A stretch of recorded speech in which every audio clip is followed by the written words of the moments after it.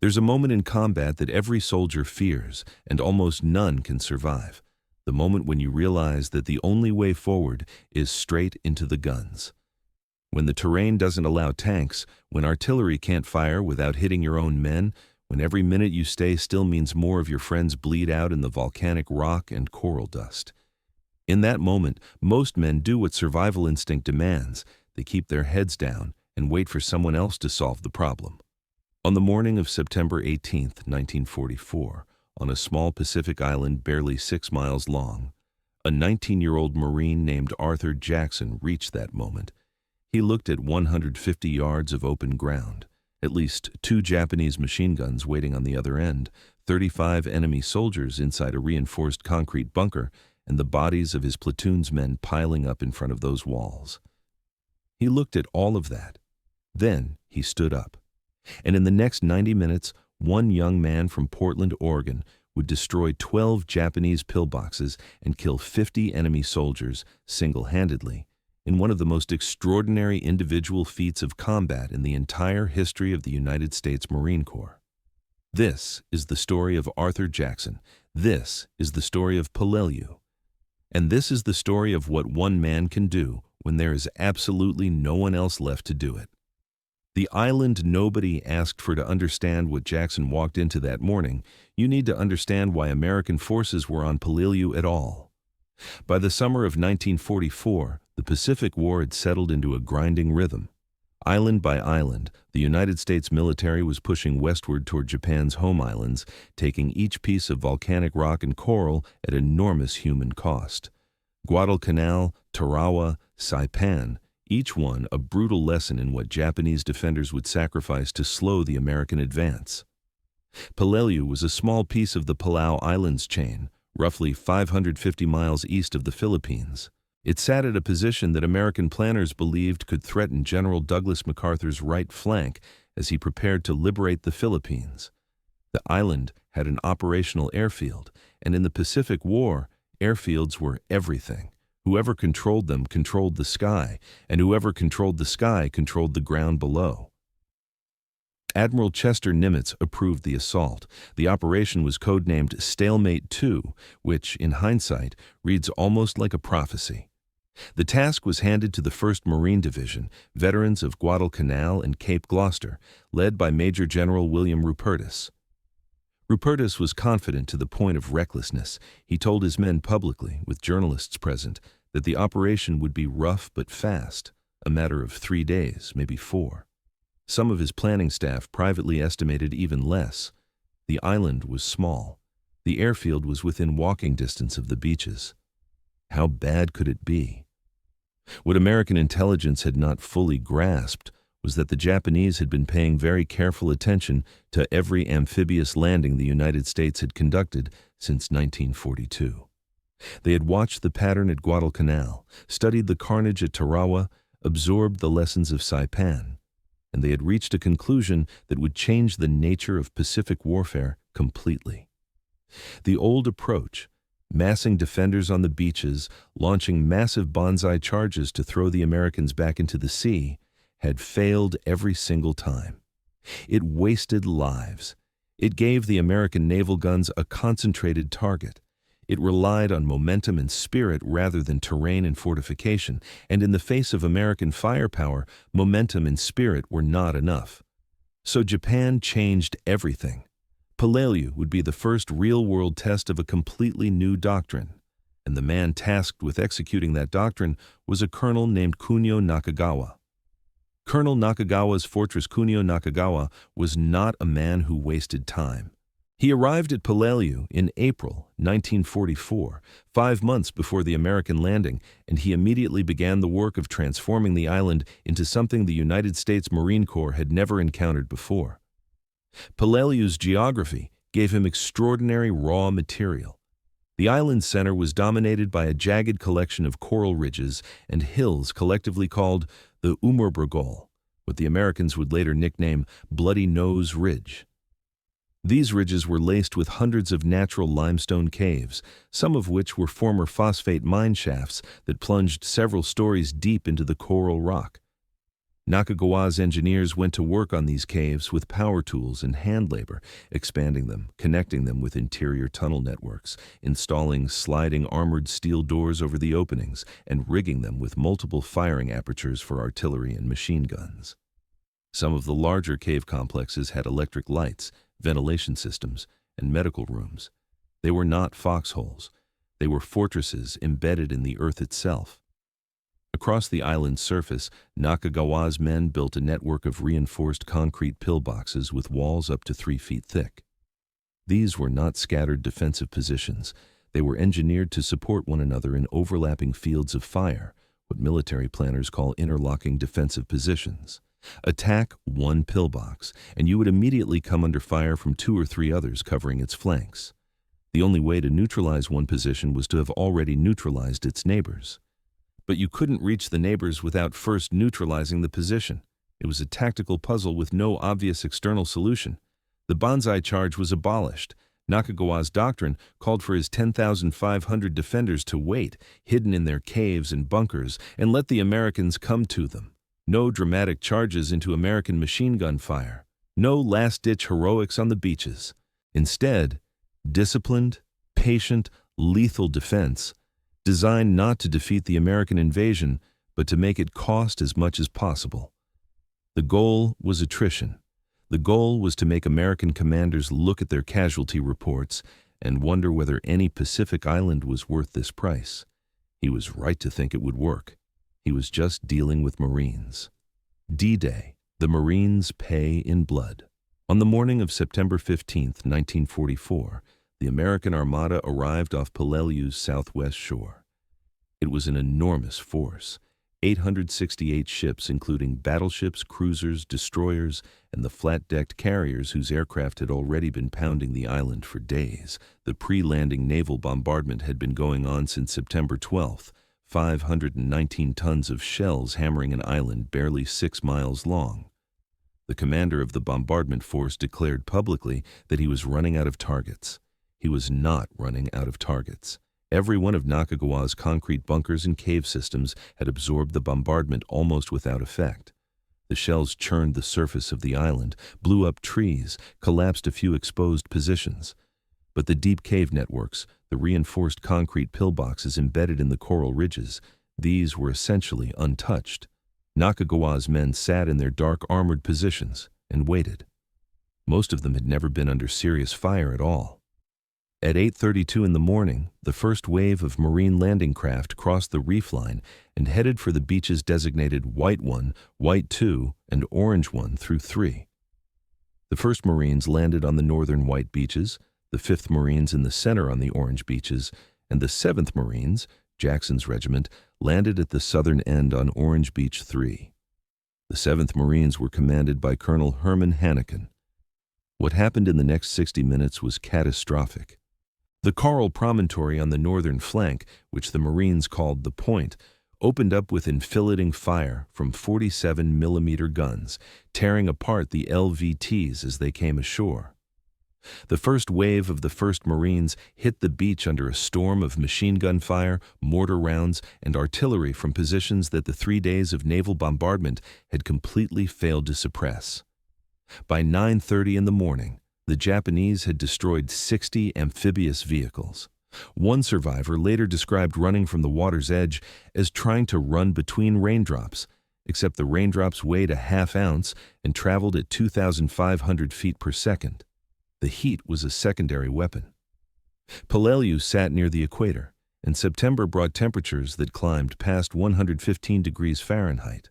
The pre-landing bombardment had burned away most of the vegetation that might have offered shade. The coral reflected heat like an oven. Marines in full combat gear, carrying weapons and ammunition and equipment, began to collapse from heat exhaustion within hours of landing. The water situation was, if anything, worse. Some supply units had distributed water in empty fuel drums that had not been properly cleaned, contaminating the water with petroleum residue that made men sick even as they choked with thirst. By the end of D-Day, the 1st Marines alone had taken somewhere around 1,100 casualties. The island that was supposed to fall in 4 days had, in 1 day, inflicted losses that would have justified halting an entire operation. The 7th Marines, landing at the southern end, pushed inland with somewhat less initial carnage. Their assigned mission was to sweep south, isolating and destroying the Japanese defensive forces on the island's southern peninsula, while the rest of the division pushed north and west to take the Umabrogol and secure the airfield.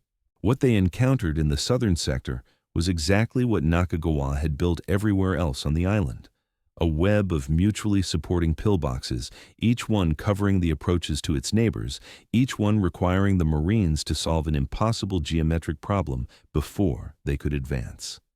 3 days before September 18th. The 3 days following the initial landing were, for the 7th Marines, a grinding attritional struggle through the southern section of Peleliu. The regiment pushed south and east, clearing pockets of Japanese resistance, but every 100 yards of advance came at a cost in blood that the pre-operation planning had never anticipated. By September 17th, the 1st Marine Regiment had taken casualties so catastrophic, 70% of its strength, some 1,749 men out of roughly 2,500, that it was essentially destroyed as a fighting unit. Army divisions arrived to take over portions of the line. The 7th Marines were somewhat better off, but only comparatively. They were still taking heavy casualties in the southern sector, still fighting a Japanese defensive network that seemed to generate new obstacles every time they cleared one. The heat remained a constant enemy. Men dropped from exhaustion. Water was rationed. The coral itself was an adversary. Jagged volcanic rock that tore through clothing and skin, that provided no purchase for boots, that reflected the equatorial sun with concentrated savagery. Arthur Jackson had been at Peleliu for 3 days when September 18th arrived. He was 19 years old, a private first class serving as an automatic rifleman with Company Y, 3rd Battalion, 7th Marines. He was from Portland, Oregon, where he had graduated from Grant High School before enlisting in the Marine Corps in January 1943. He had served in the Cape Gloucester campaign earlier that year, had been recognized with a commendation letter for carrying a wounded Marine to safety under fire. He was experienced enough to understand what combat meant. He was young enough to still believe that one man could make a difference. His weapon was the Browning automatic rifle, the BAR. Chambered for .30-06 Springfield rounds and capable of firing up to 650 rounds per minute, the BAR was the 20th century's answer to the question of how one man could project automatic fire while still moving with an infantry squad. It weighed roughly 19 pounds, fully loaded with its 20-round magazine. It was not a precision weapon when fired from the hip. It was a suppression weapon, a way of putting enough bullets into a limited space, fast enough to force an enemy's head down and buy seconds for something else to happen. Jackson was good with it. On the morning of September 18th, he was about to discover exactly how good. Turbitam Sravkanat. The situation at 7:30 on September 18th was this. Jackson's platoon had advanced 200 yards that morning before stalling completely on its left flank. The problem was a large Japanese pillbox, the main defensive position in the sector, built into a coral ridge with walls 3 feet thick of reinforced concrete and housing approximately 35 Japanese soldiers. 2 Type 92 machine guns controlled the approach from firing slits cut into the concrete face. The Type 92 was a reliable, powerful weapon that fired at 450 rounds per minute. With 2 of them, the pillbox could put 900 bullets per minute into the kill zone in front of it. Marines had already tried the standard solutions. Grenades bounced off the concrete walls. Rifle fire sparked against the surface without effect. 3 men had died trying to find a way around the flanks. The terrain to either side, steep coral ridges with jagged formations, blocked any approach that wasn't suicidal. Tanks couldn't reach this sector. The coral ridges were too steep and the approaches too narrow.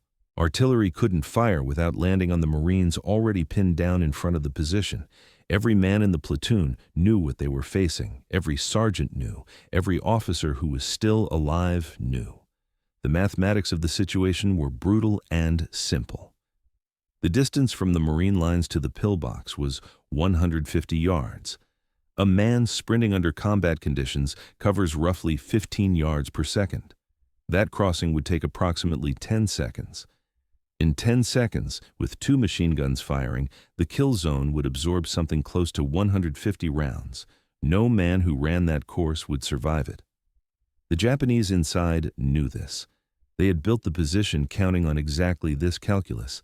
Jackson knew it too. He had spent 3 days watching this defensive network operate, observing the blind spots, studying the angles, noting where the coral ridges created channels that weren't covered by the firing slits. He had absorbed, without perhaps consciously framing it as such, a significant amount of tactical intelligence about how Nakagawa's defensive system worked and where its vulnerabilities lay. None of that knowledge made the crossing less dangerous, but it meant that if he survived the crossing, he had some idea of what he could do when he got there. The moment of decision wasn't dramatic. Jackson didn't call a meeting or deliver a speech or wait for orders. He loaded a fresh 20-round magazine into his bar, stuffed his pockets with as many grenades as he could carry, looked one more time at the 150 yards of open coral, and stood up. He simply stood up. In one of the most consequential single moments in American military history, Private First Class Arthur Jackson, 19 years old, 3 days on the island, chose to run directly toward the guns. The first pillbox. The Japanese gunners saw him immediately. Of course they did. He was a single figure sprinting across 150 yards of bare white coral in the full glare of the Pacific morning sun. The Type 92 machine guns swiveled and opened fire. Coral chips exploded around Jackson's feet. Rounds cracked past his head at supersonic speed. The air filled with the high, ripping sound of automatic weapons. Jackson fired back without stopping. He kept the bar's trigger pressed and swept the muzzle across the pillbox firing slits as he ran. The .30 caliber rounds couldn't penetrate 3 feet of reinforced concrete. Nothing he carried could, but they could force the gunners to duck. They could buy fractions of seconds, and in those fractions of seconds, Jackson was closing the distance, 100 yards, 80 yards. His first magazine ran dry. He dropped behind a coral boulder, slammed in a fresh magazine without breaking stride, and ran again. 60 yards, 40 yards. At close range, the geometry that made the pillbox so deadly at a distance worked against its defenders. The firing slits that gave the Japanese such excellent range over the open ground in front of them had very limited traverse angles. A man directly beside the main aperture, within the pillbox's own blind spot, was essentially invisible to the weapons inside. Jackson reached that blind spot at 20 yards and pressed his back against the concrete wall, breathing hard, his hands shaking, but alive. Another Marine had followed him out. The charge had not been coordinated, but bravery is contagious on a battlefield, and at least one man had pushed forward behind Jackson carrying something else, 40 pounds of composition, C2 plastic explosive. Jackson had white phosphorus grenades in his pockets. White phosphorus ignites instantly on contact with air and burns at temperatures exceeding 2,600 degrees Celsius. It cannot be extinguished with water. It will burn through clothing, through flesh, through the interior of a sealed concrete box if enough of it gets inside. Jackson pulled the pin on a phosphorus grenade and shoved it through the firing slit. The screaming started immediately. Japanese soldiers stumbled out of the burning pillbox, their uniforms on fire, ammunition belts cooking off around their bodies. Jackson shot them as they emerged, the BAR cutting them down before they could raise their own weapons. But 35 men had been inside that pillbox, and phosphorus alone wouldn't kill them all. Some had retreated into the deeper structure. Jackson grabbed the explosive package, 40 pounds of C2 with a 30-second fuse. He had one chance to place it correctly. He shoved the entire package through the main firing slit and ran. He found a shell crater about 30 yards out and curled into it. The explosion lifted the pillbox off its foundation. Concrete, steel, and debris flew 60 feet into the air. A piece of concrete the size of a football landed 6 inches from Jackson's head. When the dust settled, the pillbox was gone. All 35 Japanese soldiers were dead. Jackson stood up. His ears rang. His hands shook from the adrenaline that had been flooding his system for the past 2 minutes. He looked at his weapon, looked at his remaining ammunition, and looked at the 11 pillboxes that were still pouring fire into the Marine lines 200 yards away. The logical response to surviving something that should have killed you is to go find cover and take stock. Jackson did not do the logical thing. He reloaded his bar, checked his remaining grenades, and started walking toward the next pillbox. Pillboxes 2 through 6. The second pillbox sat 80 yards northwest of the first. It was smaller, 5 Japanese soldiers inside, 2 machine guns. But it had one critical advantage. The soldiers inside had heard the explosion. They had watched their largest bunker disappear in a column of smoke and debris. They were no longer surprised. They were on full alert. Jackson didn't try to sprint across open ground again. 3 days of watching the Japanese defensive network had given him something invaluable: an understanding of terrain. Peleliu's coral ridges created natural channels and shadow lines between positions. A man who knew how to read those channels could move from cover to cover without exposing himself to more than one pillbox at a time. Jackson approached the second bunker crawling on his belly, dragging his BAR through the volcanic rock, using the eastern flank where coral formations blocked the firing slit's angles. The Japanese inside heard him. They couldn't see him. They began throwing Type 97 grenades blindly over the bunker wall. The Japanese fragmentation grenade with a 4-second fuse. Jackson counted the explosions, timed the intervals between throws, and used those intervals to move. He reached the bunker wall and pressed against the concrete, his back against the structure, feeling through his shoulder blades the vibration of the weapons firing inside. His white phosphorus grenades were exhausted, but he had learned something during the assault on the first pillbox that changed everything about his approach to the remaining 11. Japanese defensive pillboxes were built with ventilation shafts in the roof, small openings, only about 4 inches wide, designed to prevent carbon monoxide buildup from weapons fire inside. 4 inches was too small for a grenade. It was not too small for a rifle barrel. Jackson climbed onto the bunker roof. He found the ventilation shaft. He shoved the muzzle of his BAR into the opening and emptied an entire 20-round magazine straight down into the darkness below. In the enclosed concrete box of the bunker's interior, .30 caliber rounds ricocheting off concrete walls were not just bullets. They were lethal geometry, each one potentially striking multiple angles before it came to rest. He reloaded and fired again. When he dropped back to the ground, nothing inside was moving. 2 pillboxes down, 10 remaining. The third and fourth positions presented a new tactical problem. They were built to support each other, with each one's guns covering the approach to its neighbor. Standard Japanese defensive doctrine. Jackson couldn't assault one without being cut down by the other. He solved the problem with the same mathematical precision he had used crossing the open ground on the first sprint. He identified that there was an 8-foot corridor directly between the 2 pillboxes where neither gun could reach, a gap in their interlocking fields of fire that the engineers had built into the design for internal movement, but had left unaddressed. Jackson ran the corridor at full speed and had the barrel of his BAR through the firing slit of the third bunker before its defenders could swing their weapons to the correct angle. He fired out the magazine, threw his last fragmentation grenade through the aperture, then moved immediately to the fourth bunker and repeated the process. 4 pillboxes destroyed. Approximately 55 Japanese soldiers dead. Jackson had been fighting for less than 20 minutes. His BAR barrel had overheated to the point where it was burning through the wooden foregrip. He had no more grenades, no more explosives. A logical man would have stopped. But ahead of him, through the smoke and coral dust, Jackson could see something that made stopping impossible. Marines from his own platoon were beginning to advance through the gaps he had created. His one-man assault was working. The left flank was moving. If he stopped now, the remaining 8 pillboxes would pin those advancing Marines exactly as they had pinned Jackson's platoon an hour earlier. He scavenged what he could from the battlefield: Japanese Type 97 fragmentation grenades from the bodies around the destroyed positions, 2 Type 99 magnetic anti-tank mines, and the magazines from a fallen Marine's M1 Garand rifle, stripping the individual rounds and loading them one by one into his empty bar magazines. It was slow, painstaking work, but it gave him 40 rounds, 2 full magazines. He kept moving.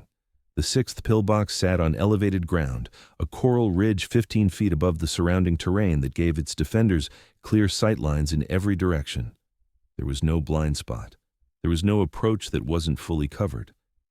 Jackson crouched behind a coral boulder and stared at the geometry of the problem. A Marine rifle squad appeared on his right, 6 men who had pushed through the gaps he had already created, following in the path he had cleared.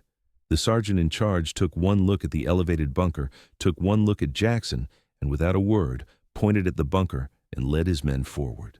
6 Marines attacked from the right, Jackson attacked from the left.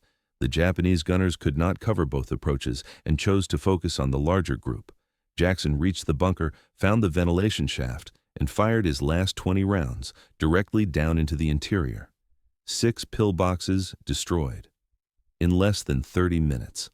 1 man. The Japanese counterattack. The news reached Colonel Nakagawa's command post through his radio network.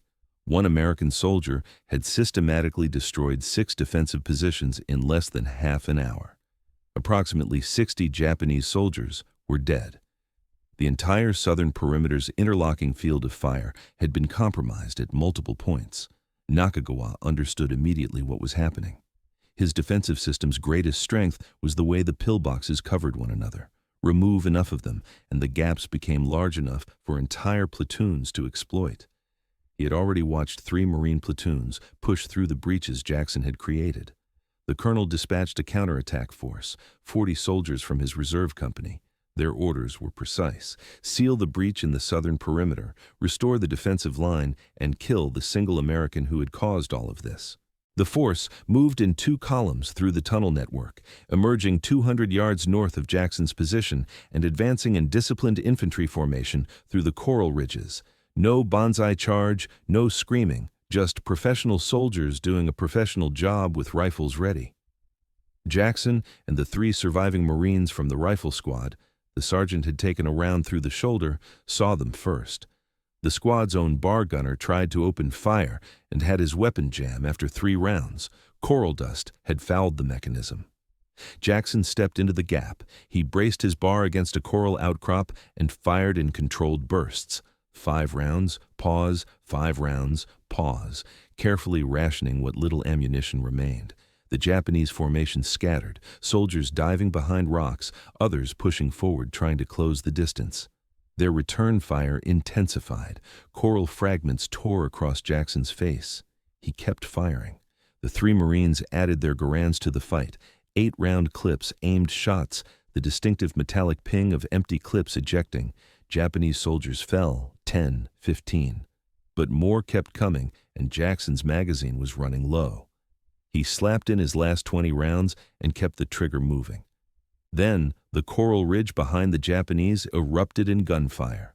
3 rifle platoons from the 7th Marines had pushed through the gaps Jackson had created, circled behind the counterattack force, and waited for exactly this moment.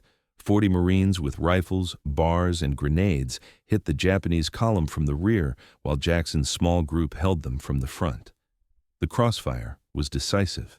Japanese soldiers who tried to retreat to their tunnel entrance were cut down before they reached it. In less than 3 minutes, all 40 of Nakagawa's counterattack force lay dead on the coral. The southern perimeter's last reserve was gone. The final triangle and the last pillboxes. 300 yards ahead sat the largest remaining complex in the southern sector. 3 pillboxes arranged in a triangle, mutually supporting, housing approximately 30 Japanese soldiers with machine guns at each position. Surrounding the triangle were rifle pits and fighting holes connecting the positions. It was the most formidable remaining obstacle between the 7th Marines and complete control of the southern peninsula. Standard Marine doctrine called for preparatory bombardment before assaulting a fortified position of this size. Naval gunfire, air support, at a minimum, mortar support from the regiment's weapons platoon. None of that was available. The naval ships had moved on to support operations elsewhere. The Marine Corsair fighters were busy hitting targets to the north. The mortars couldn't fire without risk of hitting the Marines already inside the assault corridor. 43 Americans would have to take the triangle with rifles, grenades, and 1 man who had already proven that concrete walls couldn't stop him if you knew where to look. Jackson organized the assault in under 2 minutes, using hand signals to divide the Marines into 3 groups, each one assigned to 1 pillbox, all 3 attacking simultaneously so that no single position could cover the others. He took the center bunker, The largest, the one with the best fields of fire, the one most likely to destroy any assault that wasn't perfectly timed. The Marines moved out at 8:47. They had been fighting for over an hour. The temperature had already climbed past 105 degrees. Several men showed early signs of heat exhaustion. They kept moving anyway. The attack on the center pillbox cost 2 men in the first 3 seconds of the approach. 1 dead, 1 with a leg wound. Jackson reached the bunker wall first, timed a Japanese grenade's 4-second fuse, and threw one through the firing slit, silencing 1 machine gun. He threw a second for the other gun. Then he climbed to the roof, found the ventilation shaft, and fired his magazine into the darkness below. Screams. Then silence. On his left, the first assault group destroyed their pillbox with a satchel charge through the firing slit. On his right, the third group was struggling. Their target had a reinforced rear entrance that was pouring grenade fire into the approach. Jackson sprinted across the open ground between bunkers. A Japanese bullet grazed his thigh, cutting deeper than he realized through muscle but missing bone and artery. He kept running. He reached the blind side of the third pillbox, found the ventilation shaft, and dropped his last 2 grenades into it. 3 pillboxes fell in under 4 minutes. The triangle was down. Jackson looked down at his leg. His trousers were soaked. He wrapped a torn piece of dungaree fabric around the wound and kept moving. 3 pillboxes remained. The 10th fell at 9:12. Grenades through the ventilation shaft. The 11th fell at 9:21. A Marine named Henderson brought up a satchel charge. Jackson placed it. 7 more Japanese soldiers died in the explosion. The 12th pillbox sat on a small rise overlooking the beach where the 7th Marines had landed 3 days earlier. Its 2 machine guns had been killing Marine supply parties since D-Day. At least 15 Americans had died because of this position. The bunker's commander had watched 11 positions fall that morning. He knew he was next. 3 Marines refused to let Jackson assault the last position alone. 1 carried extra grenades, 1 carried a flamethrower, 1 carried a bar with ammunition to spare. Jackson's wounded leg was barely functioning. He was dragging it more than walking, and blood loss was beginning to narrow his vision at the edges. He took the BAR from the 3rd Marine and provided cover fire while the flamethrower operator advanced to effective range. The M2 flamethrower had a reach of about 40 yards. Burning fuel arced through the air and poured through the firing slit. At 9:33, the 12th pillbox fell silent. Jackson collapsed against a coral boulder. His dungarees were soaked with blood. His hands shook so badly he could barely hold the weapon across his lap. Navy corpsmen reached him within minutes. The bullet had passed through the muscle of his thigh cleanly, missing every artery. He would keep his leg. 3 days later, still limping, he was back in the line. The man behind the medal. Arthur Jackson passed out briefly after the assault, lying flat on his back on the coral while 3 rifle platoons stood over him. When he came to and the troops cheered him, helped him to his feet, slapped him on the back, he said later it felt like a ball player who had just scored the winning touchdown. It was the most Marines he had ever been happy to see in his life. Word spread through the 7th Marines within hours, then to the 1st Marine Division Command, then to the 3rd Amphibious Corps. By the time Peleliu was declared secure on November 27, 1944, 74 days after Major General Rupertus had promised his men they'd be done by the weekend, Arthur Jackson's name had reached the desk of Admiral Chester Nimitz himself. The Medal of Honor recommendation was submitted in early October.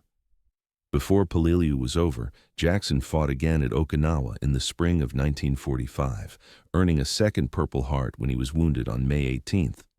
He was commissioned as a 2nd lieutenant that August, just as Japan was announcing its surrender. On October 5, 1945, at the White House in Washington, President Harry Truman read aloud the citation that detailed every pillbox, every Japanese defender, every moment of the 90-minute assault, and placed the Medal of Honor around Jackson's neck.